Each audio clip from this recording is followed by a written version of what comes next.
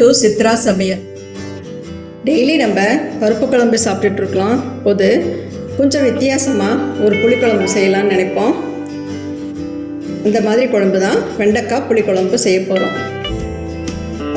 இதுக்கு நம்ம தேவையான பொருளை நம்ம பார்க்கலாம். கடுகு 1 ஸ்பூன், குழம்பு பொடி 2 ஸ்பூன், பூண்டு 15 பல் உரித்து வச்சுருக்கிறோம், சின்ன வெங்காயம் 15 நீல வாக்கில் கட் பண்ணி வச்சுருக்கிறோம், கருவேப்பிலை 1 கொத்து, பெருங்காயம் 1/4 ஸ்பூன், மிளகாத்தூள் 2 ஸ்பூன், மஞ்சள்தூள் 1/4 ஸ்பூன், வெந்தயம் 1/4 ஸ்பூன், புளி கரைச்சல். புளியை ஒரு நெல்லிக்காய் அளவு எடுத்து ஊற வச்சு வடிகட்டி வச்சுருக்கிறோம். தேங்காய் பால் 1 முடி தேங்காவை மிக்சியில் போட்டு அரைச்சி வடிகட்டி வச்சுருக்கிறோம். தக்காளி 4 நீல வாக்கில் கட் பண்ணி வச்சுருக்கிறோம். வெண்டைக்காய் 1/4 கிலோ, பெரிய வெங்காயம் 3 பொடிசாக கட் பண்ணி வச்சுருக்கிறோம். வாங்க இது செய்ய ஆரம்பிக்கலாம். வடைச்சட்டியை அடுப்பில் வச்சுக்கிட்டோம். 1 கரண்டி எண்ணெய் ஊற்றிக்கலாம், நல்லெண்ணெய் ஊற்றிக்கலாம். நம்ம இப்போ வெண்டைக்காவை பொரித்து எடுத்துக்கிறோம். ஏன்னா இந்த வெண்டைக்காய் புளிக்குழம்பு அப்படியே நம்ம வெண்டைக்காய் போடும்போது பிசு பிசுன்னு கொடுக்கும். அதனால் நம்ம எண்ணெயில் வெண்டைக்காவை பொரித்து எடுத்துக்கலாம். எண்ணெய் காயட்டும். எண்ணெய் காஞ்சிருச்சு.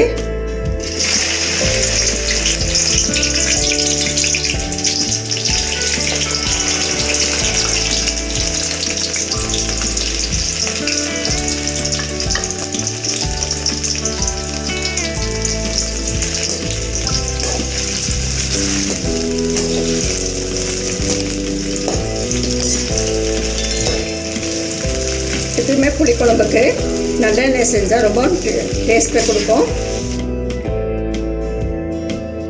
ஒரு பெரிய கரண்டியில் நல்லெண்ணெய் ஊற்றிக்கிட்டோம். அதில் தான் நம்ம இந்த வெண்டைக்காவை பொரித்து எடுத்துக்கிறோம். ஒரு 2 நிமிஷம் பொரிச்சா போதும்.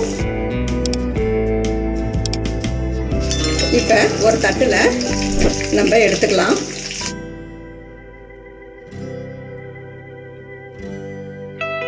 பாருங்க, இதே மாதிரி நம்ம வறுத்து எடுத்துக்கணும் வெண்டைக்காவை.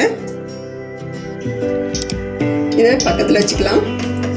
இதே எண்ணெயில் அடுத்து நம்ம புளிக்குழம்பு செய்ய ஆரம்பிக்கலாம். கடுகு உளுத்தம்பருப்பு போட்டுக்கலாம்.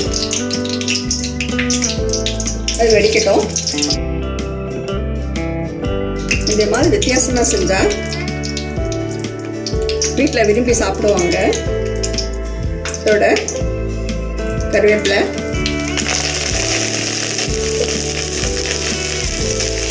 அடுப்பை சிம்மில் வச்சுக்கலாம். சின்ன வெங்காயம்,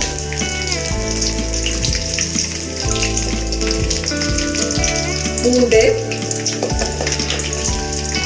எல்லாம் போட்டு வதக்கிக்கலாம்.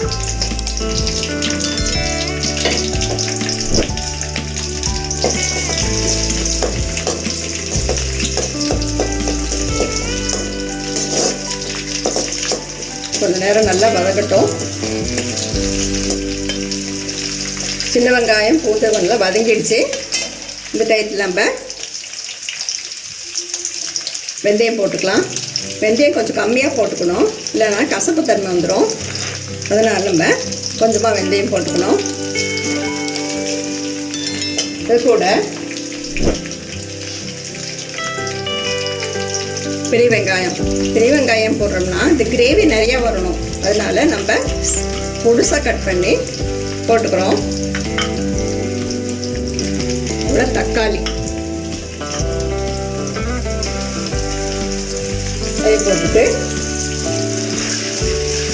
தக்காளி வெங்காயம் பூண்டு எல்லாம் நல்ல கிரேவி மாதிரி வரதுக்கு கொஞ்சம் தூள் உப்பு போட்டுக்கலாம்.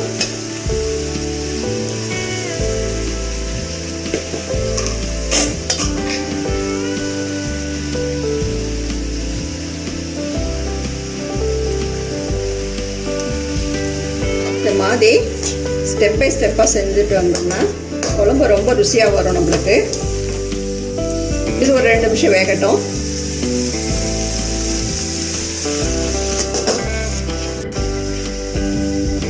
இப்போ தக்காளி வெங்காயம் பூண்டெல்லாம் நல்லா வதங்கி இந்த மாதிரி கிரேவி மாதிரி வந்துருச்சு. இதே மாதிரி நம்ம வதக்கிக்கணும். ஒரு 5 நிமிஷம் ஆகும் இது வதங்கிறதுக்கு. பிறகு நல்லா இந்த மாதிரி வர மாதிரி வதங்கிக்கணும். இப்போ இது கூட மஞ்சள்தூள்,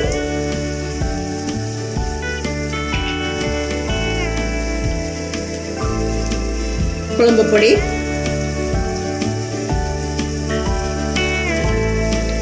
மிளகாத்தூள்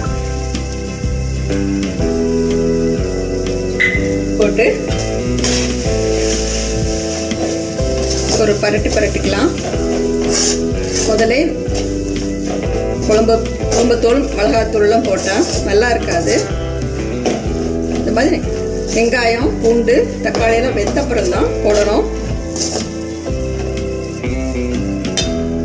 இந்த பச்சை வாசனை போகிறதுக்கு கொஞ்சம் தண்ணி ஊற்றி ஒரு 3 நிமிஷம் வேக வச்சுக்கலாம். தேவையான அளவு தண்ணி ஊற்றிக்கலாம்.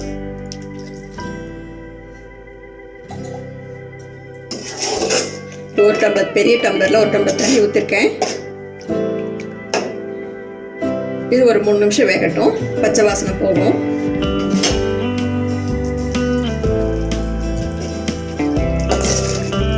குழம்பு நல்லா கொதிச்சு இந்த குழம்பு பொடியெல்லாம் மிளகாத்தூள்லாம் போட்டுக்கலாம். அந்த பச்சை வாசனைலாம் போயிடுச்சு.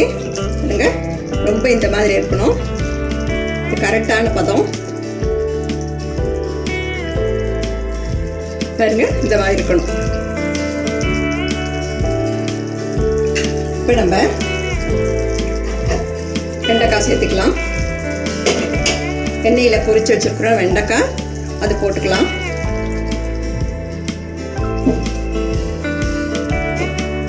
ஒரு 2 நிமிஷம் வதக்கிக்கலாம். இங்கே சூப்பராக வந்திருக்கு. நல்லா பிரிஞ்சு வெண்டைக்காய் அதோடு சேர்ந்து வதக்கும் போது வாசனையும் தூக்கலாக இருக்கு.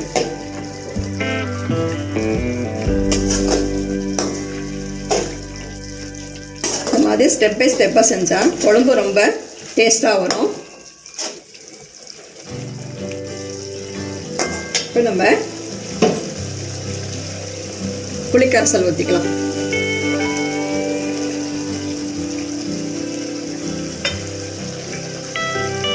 கொஞ்சம் கொத்தமல்லி தழையை தூவிக்கலாம்.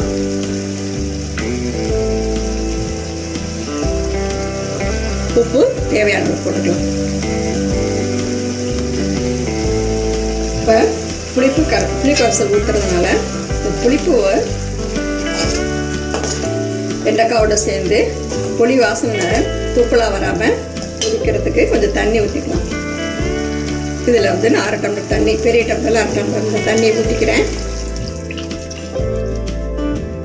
ஒரு 5 நிமிஷம் கொதிக்கட்டும். குழம்பு ரெடி ஆயிடுச்சு. இப்போ பாருங்கள், வெண்டைக்காய் பூண்டு தக்காளி எல்லாம் நல்லா வதங்கிடுச்சு. புளி ஊற்றுனோம்ல, அதனுடைய புளி வாசனமும் இல்லாமல் போயிடுச்சு. இந்த டைத்தில் நம்ம புளி வாசனை போன அப்புறம்தான் தேங்காய் பால் ஊற்றுறோம். ஒரு 5 நிமிஷம் வேக வச்சுருக்குறோம். இதை வெண்டைக்காய் வேகணும்ல, அதனால் 5 நிமிஷம் வேக வச்சுருக்குறோம். இதை இப்போ புளி வாசனை போன அப்புறம்தான் நம்ம தேங்காய் பால் ஊற்றணும். அதுக்கு முன்னால் ஊற்றக்கூடாது. தேங்காய் பால் ஊற்றுனதும் ரொம்ப நேரம் நம்ம கொதிக்க மாட்டோம். ஒரு 2 நிமிஷத்தில் எடுத்துருவோம். அதனால் நம்ம தேங்காய் பால் ஊற்றுறோம்.